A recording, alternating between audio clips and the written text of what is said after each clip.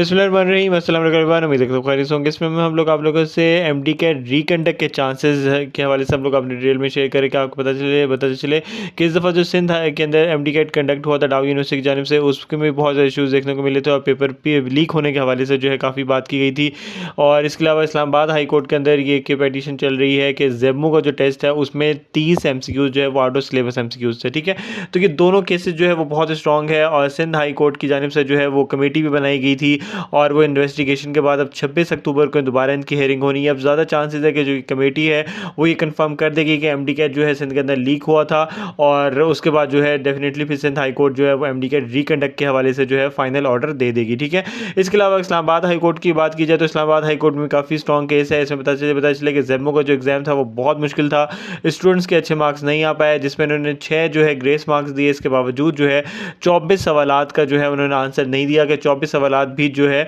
वो गलत थे या उनके आंसर की में गलती थी या आउट ऑफ सिलेबस एमसीक्यू से। डेफिनेटली जो है अब जो इस्लामाबाद हाई कोर्ट है अगर तो वो इन 30 एमसीक्यूज़ की जगह ग्रेस मार्क्स का कहती है, या इवन अगर आपको पता चले कि अगर 10 मज़ीद ग्रेस मार्क्स मिल जाते तो ये जो इतना इंपॉर्टेंट एग्ज़ाम है इसकी क्रेडिबिलिटी ख़त्म हो जाएगी। तो बेहतर यही होता कि अगर तो इतने ज़्यादा एमसीक्यूज़ गलत है तो उसको ग्रेस मार्क्स देने के बजाय वो डेफिनेटली उसको भी रिकंडक्ट करवाया जाए। ठीक है, क्योंकि अगर फॉर एग्जांपल आप लोग अगर 10 एमसीक्यू जो है वो आप लोग ग्रेस मार्क्स देते तो ऑलरेडी 6 मार्क्स जो है वो ग्रेस मार्क्स के तौर पे दिए जा चुके। अगर तो 10 मार्क्स भी दिए जाते हैं मज़ीद, ठीक है, तो वो भी जो है अब फिर जो जेमू का एग्ज़ाम है वो बिल्कुल भी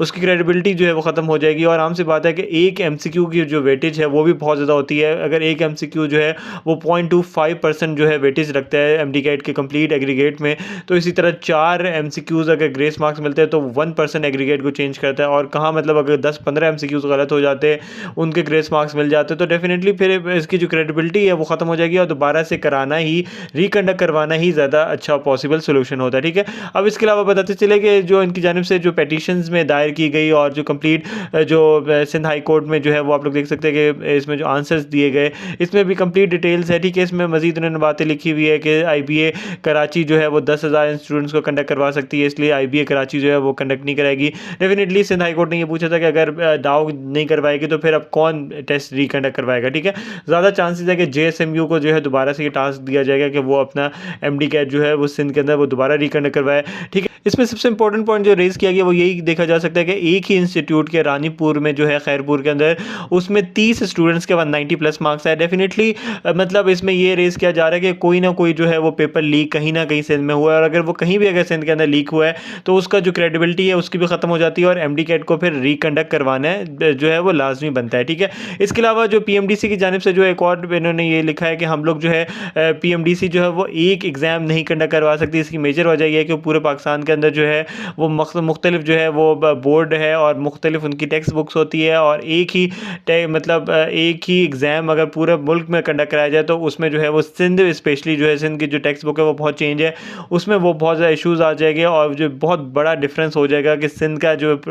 स्टूडेंट्स है वो डेफिनेटली फिर फेडरल की बुक्स को भी उनको पढ़ना पड़ेगा और फेडरल वालों को सिंध की बुक्स भी पढ़नी पड़ेगी। तो इसी तरह पंजाब के स्टूडेंट्स को सिंध की पढ़ना पड़ेगा और सिंध के स्टूडेंट्स को जो है वो पूरे पाकिस्तान की टेक्स्ट बुक पढ़नी पड़ेगी। तो ये बहुत बड़ा इशूज़ है जिसकी वजह से पीएमडीसी ये कह रहा है कि हम लोग एक एग्ज़ाम जो है वो कंडक्ट नहीं करा सकते। इस वजह से हर सूबे ने अलग अलग टेस्ट कंडक्ट करवाया। ठीक है, लेकिन इसके अलावा इस्लामाबाद हाई कोर्ट में देखें तो इस्लामाबाद हाई कोर्ट में भी जो पिटीशन दायर हुई है उसमें भी ये कंप्लीट हेयरिंग्स है जिसमें यही कहा जा रहा है कि 30 आउट ऑफ सिलेबस एमसीक्यूज़ है जिनको जो है वो या तो ग्रेस मार्क्स दे और डेफिनेटली अगर इतने ज़्यादा ग्रेस मार्क्स मिलते हैं तो फिर सबसे अच्छा ऑप्शन यही होता है कि आप लोग इसको एमडी कैट को जो जेमो का एग्जाम था उसको रिकंडक्ट करवाया जाए। ठीक है, इसमें मजीद इन्फॉर्मेशन के लिए आप लोग लाजमी हमारी वेबसाइट पीएलएस बूस्ट की वेबसाइट जाएगा तो आपको जैसे प्रिपरेशन मटीरियल मिल जाएगा। इसी तरह आप लोगों को मजीद इन्फॉर्मेशन जैसे एग्रीगेट कैलकुलेटर, क्लोजिंग मेरिट्स वगैरह और ये बाकी तमाम चीज़ें आप लोगों को यहाँ पे इंपॉर्टेंट चीज़ें मिल जाएगी एमडी कैट के हवाले से। इसके अलावा जो स्टूडेंट नेक्स्ट एमडी कैट की प्रिपरेशन कर रहे हैं उनसे रिक्वेस्ट है कि वो लाजमी जो है मकसद ऐप को इंस्टॉल कर ले। मकसद ऐप जो है वो आप लोगों को टिल 2025 तक जो है एमडी कैट की प्रिपरेशन प्रोवाइड करेगा और प्रोमो कोड पेज लगाने पर आप लोगों को 20,000 का जो पीएलएस बूस्ट का बंडल है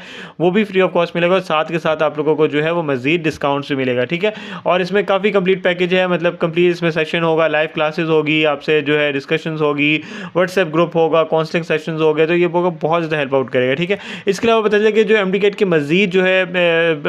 काफ़ी ज़्यादा अपडेट्स देखने को मिली। नेशनल हेल्थ जो पैनल है नेशनल असेंबली का, उसने भी PMDC को कहा है कि वो MD-CAT रिकंडक्ट करवाए। इसी तरह सेनेट के अंदर भी आवाज़ रेज़ की गई। ठीक है, उसमें भी काफ़ी ज़्यादा जो है वो इस तरह के क्वेश्चन रेज़ किए गए कि MD-CAT के पेपर कैसे लीक हुआ, तो अगर पेपर लीक हुआ तो डेफिनेटली फिर रिकंडक्ट पे जाए। इसके बाद PMDC ने भी ये कहा है कि MD-CAT के जो हर साल की ये इशूज़ है उसको रिजॉल्व करने के लिए इनको या तो एक ही टेस्ट कंडक्ट करवाना पड़ेगा या फिर इनको जो है वो IT बेस्ड टेस्ट लेना पड़ेगा। डेफिनेटली जो अगले साल जो है काफ़ी ज़्यादा चेंजिंग एक्सपेक्टेड है कि MD-CAT 2025 जो है वो काफ़ी फ़र्क होगा, उसका सिलेबस भी चेंज होगा और काफ़ी चीज़ें उसमें जो है वो नई आपको देखने को मिलेगी। ठीक है, फर्दर अपडेट्स के लिए आप लोग लाजमी चैनल सब्सक्राइब कर दें ताकि आपको मज़ीद इंपॉर्टेंट अपडेट्स मिलती रहे। थैंक्स सो मच, अल्लाह हाफ़िज़।